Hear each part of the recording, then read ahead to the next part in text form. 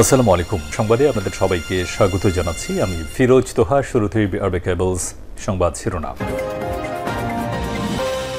বাংলাদেশের সর্বশেষ গুরুত্বপূর্ণ আপডেট সংবাদ আপনাকে স্বাগত। শুরুতেই সংবাদ শিরোনাম, পরে বিস্তারিত। শুরুতেই জানিয়ে দিব, চিকিৎসকদের কমপ্লিট শাটডাউন কর্মসূচি স্থগিত। হামলাকারীদের 24 ঘন্টার মধ্যে গ্রেপ্তারের আশ্বাসে কমপ্লিট শাটডাউন কর্মসূচি স্থগিত করেছেন চিকিৎসকেরা। এখন থেকে আবার পুরোদমে চিকিৎসা সেবা চালু হয়েছে। এরপর জানিয়ে দিব, সরকারি চাকরিজীবীদের সম্পদের হিসাব দেওয়ার নির্দেশ। সব সরকারি চাকরিজীবীকে সম্পদের হিসাব দিতে হবে এমন নির্দেশনা দিয়েছেন জনপ্রশাসন মন্ত্রণালয়। আজ 1 সেপ্টেম্বর জনপ্রশাসন মন্ত্রণালয় থেকে সংক্রান্ত আদেশ জারি করা হয়েছে। এদিকে সাভারে গার্মেন্টস শ্রমিকদের সড়ক অবরোধ, ভোগান্তিতে জনগণ। সাভারের আশুলিয়া বাইপাল এলাকায় গিল্ডার নামে কানাডিয়ান মালিকানাধীন একটি তৈরি পোশাক কারখানার শ্রমিকেরা খাবারের মান উন্নয়ন, শুক্রবার ছুটি এবং চিকিৎসা সেবা প্রদান সহ 10 দফা দাবি আদায়ের লক্ষ্যে সড়ক অবরোধ করে আন্দোলন করেন।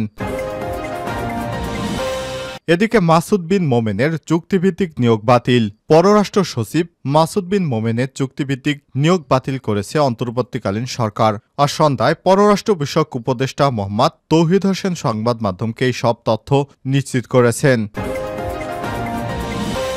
এদিকে জাতিসংঘের অধিবেশনে যোগ দিতে নিউ ইয়র্ক যাচ্ছেন ডক্টর মোহাম্মদ ইউনুস।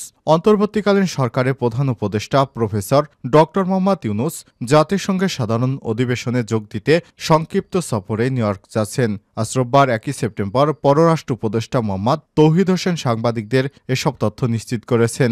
জাতিসংঘের সাধারণ অধিবেশনে প্রধান উপদেষ্টা যাচ্ছেন কিনা এমন প্রশ্নের জবাবে পররাষ্ট্র উপদেষ্টা মোহাম্মদ তৌহিদ হোসেন বলেছেন, প্রধান উপদেষ্টা জাতিসংঘের সাধারণ অধিবেশনে যোগ দিতে যাচ্ছেন, সেটার সিদ্ধান্ত হয়েছে। এখন আমি ওনার সঙ্গে কথা বলতে যাচ্ছি, তবে তিনি খুব সংক্ষিপ্ত সফরে ঢাকা ত্যাগ করবেন। এবং সর্বশেষ জানিয়ে দিব, সিঙ্গাপুরে যাচ্ছেন মির্জা ফখরুল। চিকিৎসার জন্য সিঙ্গাপুরে যাচ্ছেন বিএনপির মহাসচিব মির্জা ফখরুল ইসলাম আলমগীর। রোববার 1 সেপ্টেম্বর রাতে সিঙ্গাপুরের উদ্দেশ্যে তার ঢাকার হজরত শাহজালাল আন্তর্জাতিক বিমানবন্দর ত্যাগ করার কথা রয়েছে। বিএনপির মিডিয়া সেলের সদস্য সাইরুল কবির খান এসব বিষয় নিশ্চিত করেছেন। তিনি কালবেলাকে বিষয়টি নিশ্চিত করে বলেন, বিএনপির মহাসচিব মির্জা ফখরুল ইসলাম আলমগীর এবং তার সহধর্মিণী রাহাতারা বেগম আগেই সিঙ্গাপুরের একটি হাসপাতালে বিশেষজ্ঞ চিকিৎসকদের শিডিউল নেওয়া ছিল। গত 27 আগস্ট মহাসচিবের সহধর্মিণী সিঙ্গাপুর গেছেন, কিন্তু দেশের পূর্বাঞ্চলে হঠাৎ ভয়াবহ বন্যা এবং দলের প্রতিষ্ঠাবার্ষিকীর কারণে বিএনপির মহাসচিব সিঙ্গাপুরে যাওয়ার তারিখ পরিবর্তন করেন। আজ রোববার রাতে সিঙ্গাপুরে যাবেন তিনি। প্রিয় দর্শক, এতক্ষণ শুনছিলেন সংবাদ শিরোনাম, এবারে বিস্তারিত। তবে তার আগে বন্ধুরা, অনুরোধ থাকবে এই সংবাদটিতে একটি লাইক দিন। এই চ্যানেলে আপনি নতুন হয়ে থাকলে আমাদের সংবাদটি দেখতে দেখতে চ্যানেলটি সাবস্ক্রাইব করে রাখুন। কমেন্ট করে আপনার মূল্যবান মতামত জানিয়ে দিন বন্ধুরা, আপনি বিশ্বের কোন দেশ থেকে বা বাংলাদেশের কোন স্থান থেকে আমাদের সংবাদটি দেখছেন এবং শুনছেন। এবারে বিস্তারিত।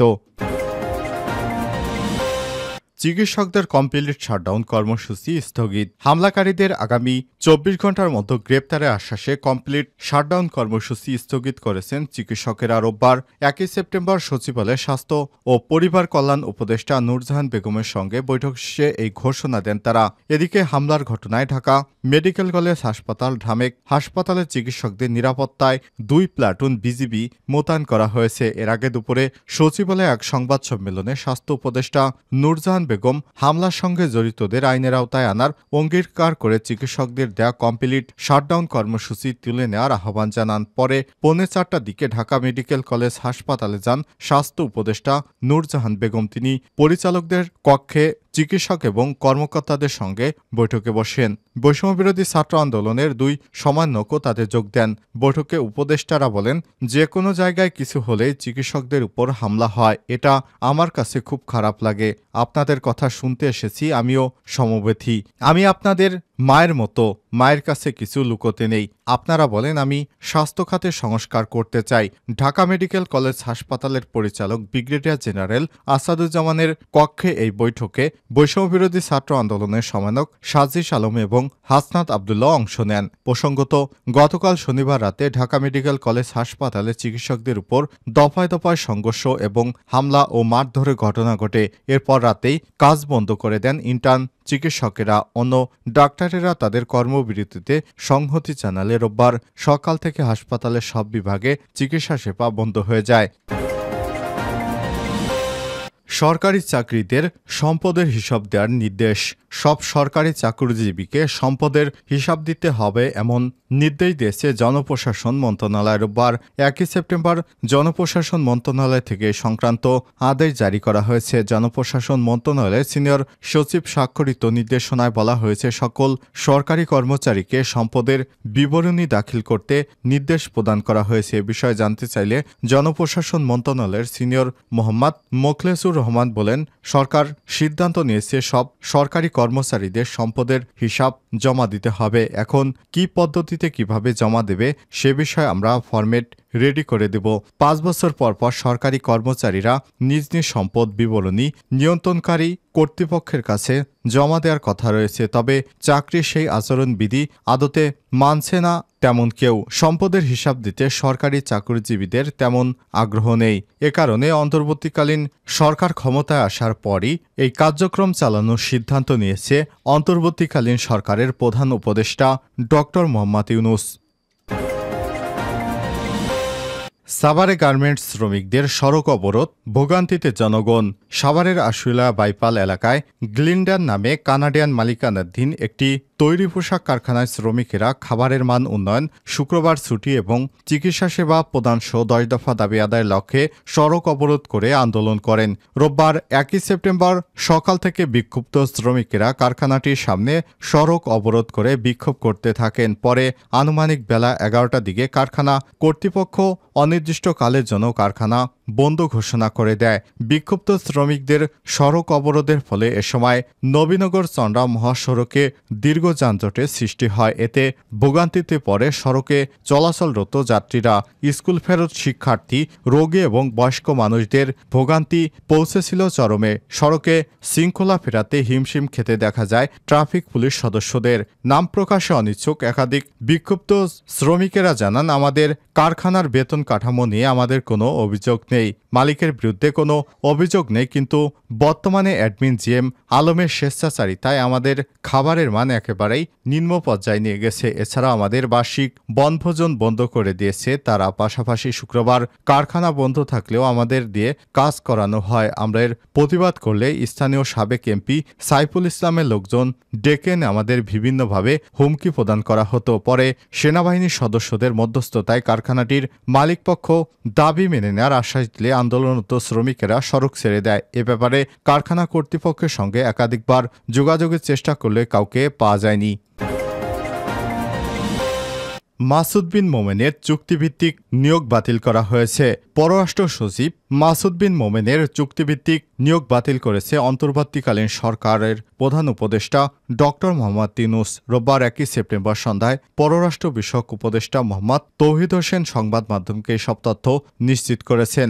মাসুদ বিন মোমেন শেখ হাসিনার সরকারের আমলে চুক্তিভিত্তিক নিয়োগ পেয়েছিলেন। তিনি শেখ হাসিনার বিভিন্ন দপ্তরের কাজগুলি নিজের ব্যক্তিগতভাবে করতেন বলে অভিযোগ পাওয়া গেছে। এ কারণে মাসুদ বিন মোমেনের মতো অনেককেই চাকুরি থেকে তাদের নিয়োগ বাতিল করা হয়েছে। জাতিসংঘের অধিবেশনে যোগ দিতে নিউ ইয়র্কে যাচ্ছেন প্রফেসর ডক্টর মোহাম্মদ ইউনূস। বাংলাদেশের অন্তর্বর্তীকালীন সরকারের প্রধান উপদেষ্টা ডক্টর মোহাম্মদ ইউনূস জাতিসংঘের সাধারণ অধিবেশনে যোগ দিতে সংক্ষিপ্ত সফরে নিউ ইয়র্ক যাচ্ছেন। রোববার 1 সেপ্টেম্বর পররাষ্ট্র উপদেষ্টা ডক্টর মোহাম্মদ তৌহিদ হোসেন সাংবাদিকদের এসব তথ্য নিশ্চিত করেছেন। জাতিসংঘের সাধারণ অধিবেশনে প্রধান উপদেষ্টা যাচ্ছেন কিনা এমন প্রশ্নের জবাবে পররাষ্ট্র উপদেষ্টা মোহাম্মদ তৌহিদ হোসেন জানিয়েছেন, প্রধান উপদেষ্টা জাতিসংঘের সাধারণ অধিবেশনে যাচ্ছেন, সেটা সিদ্ধান্ত হয়েছে। এখন আমি ওনার সঙ্গে কথা বলতে যাচ্ছি, তবে তিনি খুব সংক্ষিপ্ত সফরে চলে আসবেন। ওয়াশিংটনে গেলে হয়তো আরও কিছু কাজ হতে পারে, কিন্তু তিনি অল্প সময় খুব তাড়াতাড়ি নিউ ইয়র্ক থেকে দেশে ফিরে আসবেন। তবে তিনি যাচ্ছেন সে বিষয়ে জানতে চাইলে তিনি বলেন, আরেকটু সময় যাক, পরে সেটি বোঝা যাবে। সেখানে কারো সঙ্গে বৈঠক হবে কিনা এ বিষয়ে জানতে চাইলে তিনি বলেন, এটা তো গেলেই হবে, কিছু কিছু কথাবার্তা হচ্ছে, কিছু কিছু বৈঠক হবে, এটুকু বলতে পারি, তবে নির্দিষ্ট করে বলতে পারি না। সব ক্ষেত্রে সব হেড অব স্টেট যান এমন তো নয়। নিউ ইয়র্কের যে ফরম্যাট সেভাবে হবে। ওয়াশিংটনে তো তিনি যাবেন না। ছাত্র জনতার অভ্যুত্থানের মুখে শেখ হাসিনা সরকারের পতনের পর গত 8ই আগস্ট অন্তর্বর্তীকালীন সরকারের প্রধান উপদেষ্টা হিসেবে শপথ নেন নোবেল বিজয়ী অর্থনীতিবিদ ডক্টর মোহাম্মদ ইউনূস। প্রধান উপদেষ্টার দায়িত্ব নেওয়ার পর এটি হচ্ছে তার প্রথম বিদেশ সফর।